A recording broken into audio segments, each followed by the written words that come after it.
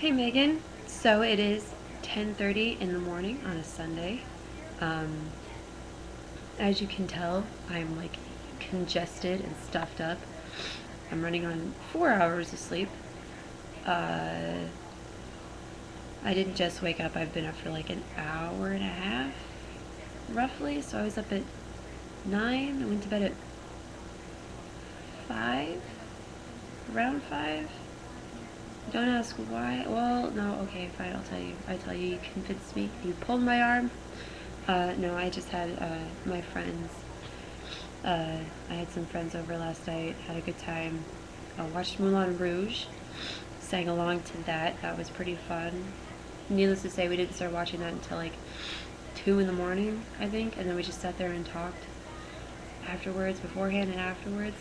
Got some pizza, had some drinks. It was pretty exciting. And you weren't here. What is up with that? Actually, just kidding. No hard feelings whatsoever. No worries. I know you were sick, and I know you wanted to come up here, and I kind of wanted you here. Like I'm not. I mean, like you're my best friend, but I'm not. If you're sick, then like please, for the love of God, get better because your health is more important than hanging out. Um, yeah. So there's that. Um, it's pretty exciting over here. I haven't been doing anything except for filming and schoolwork. And I need to start writing this paper that's due on Friday um, pretty soon because it's due on Friday. Huh. And I've got 2 exams this week. I've got an exam in stars, galaxies, and the universe, which is going to be exciting. And philosophy. And yesterday I did some filming and then I read some philosophy, and it's exciting as always because, and a little bit depressing because technically, according to philosophy, uh, nothing really exists. And excuse me, God, what the classy right here. We're keeping it classy today, people. Um, but yeah, so technically, like nothing exists in this world. The only reason we exist is because we think, and if we think, because we're thinking beings, uh, we exist because we can perceive things. And it's like one of those things where, like, if a tree falls in the woods and no one's around, if a tree falls in the woods and no one's around to hear it, does it make a sound? And the answer is no, because we are not around to perceive the sound that it makes. Scientifically speaking, because everything we know about science, it creates waves.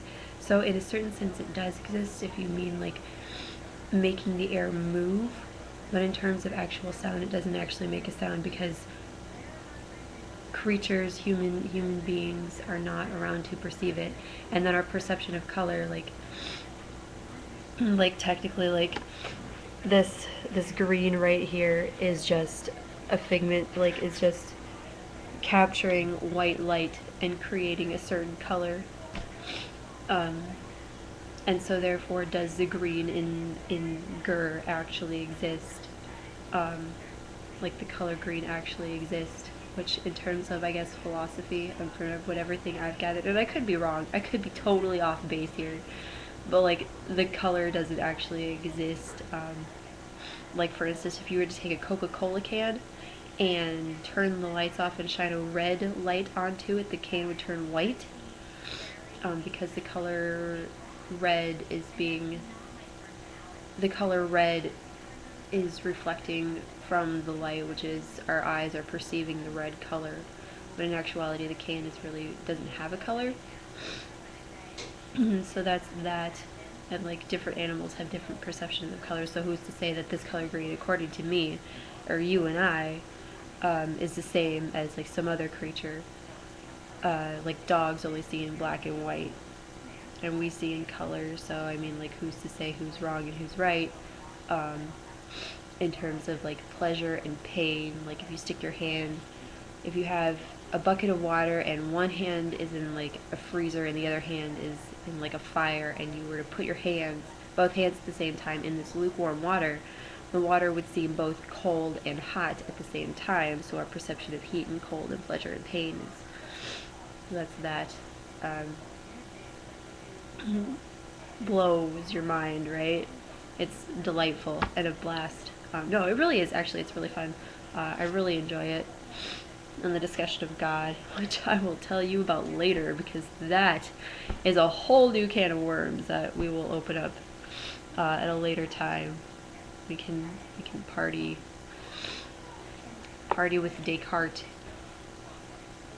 Um,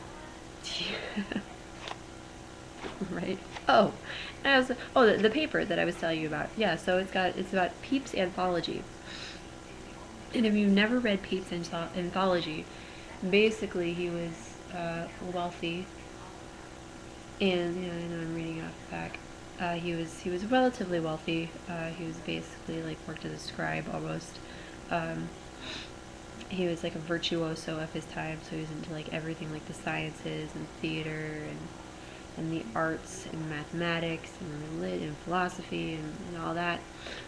And he just wrote a bunch of diaries, like 9 years. He wrote a diary for 9 years. So that's in London, which you can go see if you move there for grad school, which you said your loans were deferred. So that's exciting. You'll be going to London, which you will absolutely love because it's a fantastic place, and I will definitely come visit you because London, I would love to go again. And since you're there, I have a reason to go now. Um, so yeah, I have to write a paper on Pepys' anthology and the perception of, what was it? It was like personal power, profession, and prestige that he talks about in the diary. I totally want to watch The Vow, by the way. Sorry, there's a commercial for The Vow. I want to watch The Vow because I will probably cry. Not even gonna beat around the bush with that one. Sorry, okay, so Pepys' anthology, power, prestige, and profession. So yeah, that'll be fun.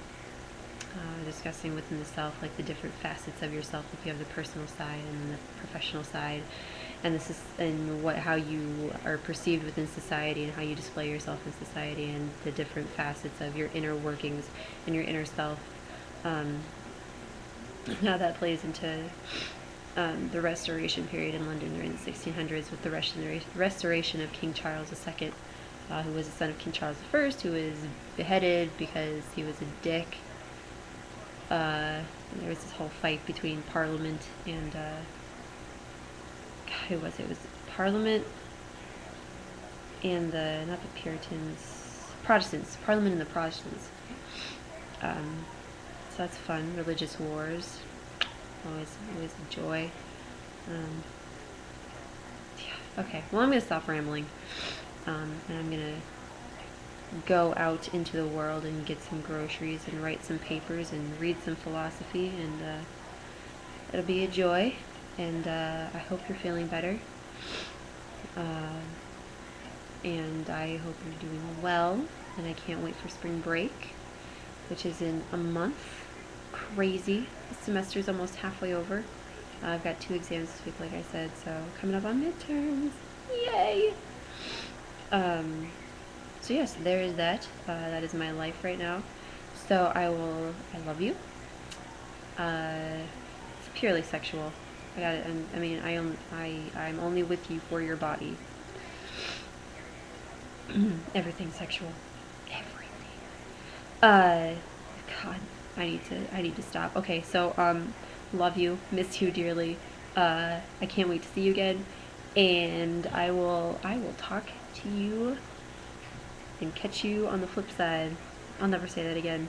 Okay. Peace out, Girl Scout.